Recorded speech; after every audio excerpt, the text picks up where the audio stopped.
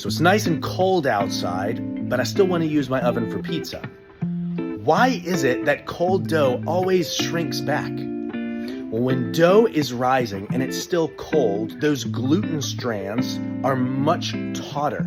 It's like a rubber band. So when you try to roll it out, you've probably experienced this. The dough rolls out and then it shrinks right back again. You stretch it and it shrinks right back again.